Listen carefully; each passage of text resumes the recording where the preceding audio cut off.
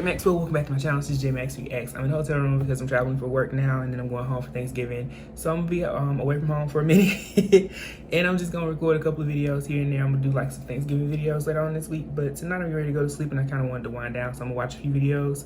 The first one says, "Why don't artists release albums anymore?" This is an anatomy of the album cycle. So let's see what they have to say.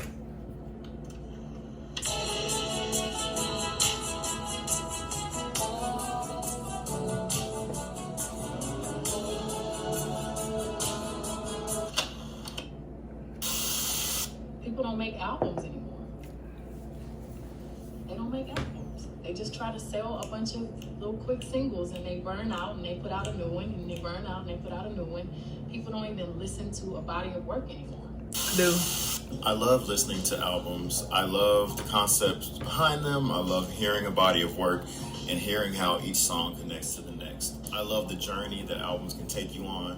I consider every artist's entire discography to be a book, and every album to be a chapter. That's it. I adore seeing my favorite artists evolve and change with each new album release. I love the anticipation and the hype before an album release. I love seeing my favorite artists promote their albums and wondering which songs from the album will be the next single, and wondering where they're gonna pop up next to perform or promote their album. I can even appreciate a solid album cycle from artists that I don't particularly consider myself a fan of. I feel like the concept of albums and album eras is dying. Artists and labels don't seem to be interested in pushing full projects anymore.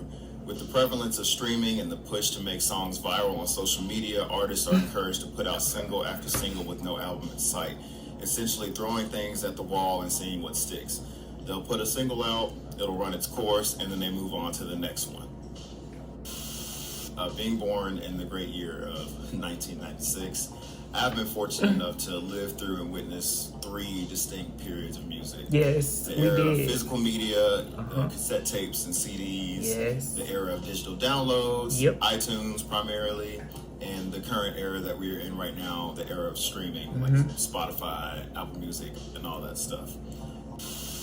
The first CD I ever owned was Michael Jackson's Invincible album at the age of 5. Oof. I remember from even that young age being fascinated by how the album flowed from start to finish. I distinctly remember feeling like I was being taken on a journey while listening to it.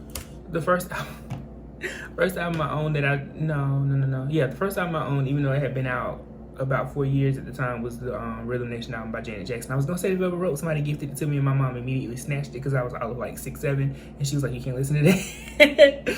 But yes. I would spend hours with the album on constant repeat on my little CD player, combing through the album booklet, reading the lyrics, and trying to understand the story Like, behind all of every this single is song on the album. mixed. I wanted to know everything about it inside and out. For those of you who may not know, an album cycle, sometimes referred to as an era, is the time frame in which an artist promotes their current album.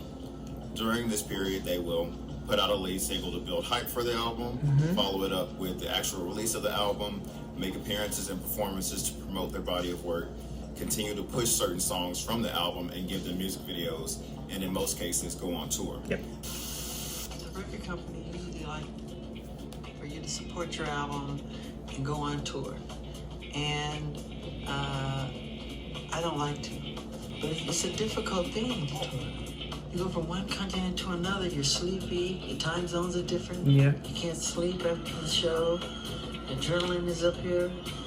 Well, can we just do it again without the negative saying that you don't like the tour? Just 'cause I don't like it. I know. I go through What hell. is setting up though? I don't know. I go through hell tour.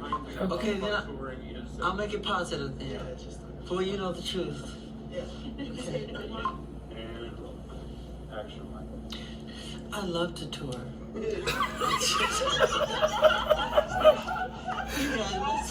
Oh my gosh. Why are you all starting laughing? I'm ready to get into it. I generally separate eras into 3 parts: the album rollout, the album release, and post-album release. In order to show what I consider to be a perfect era and illustrate what a typical album cycle looks like, I'll use one of my favorite albums and album cycles ever as an example. Rihanna's 2010 album, Loud. Rihanna's 5th studio album was released on November 12th, 2010.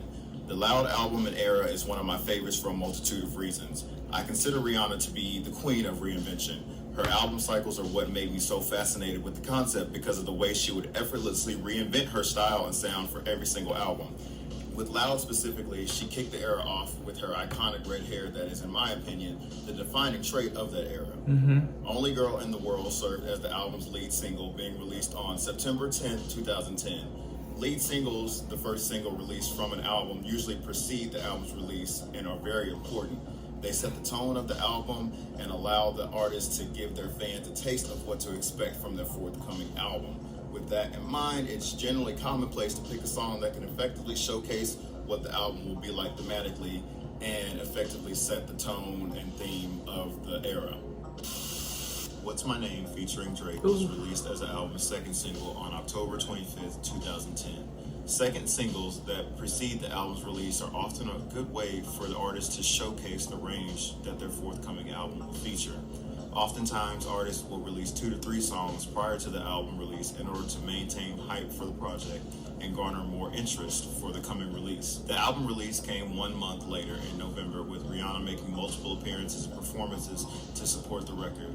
The album release was followed by the release of the singles Raining Men featuring Nicki Minaj, S&M, which received a remix with Britney Spears, Man Down, California King Bed, and Cheers Drink to That as the 7th and final single. And to top things off, Rihanna embarked on the Loud Tour to further promote the album. It's worth noting, while there's no set amount of time that album cycles generally last, they have noticeably grown shorter and shorter as time has passed. I generally consider the beginning of an album cycle to be when the artist drops the first single, and the end of the cycle to be anywhere around the final single.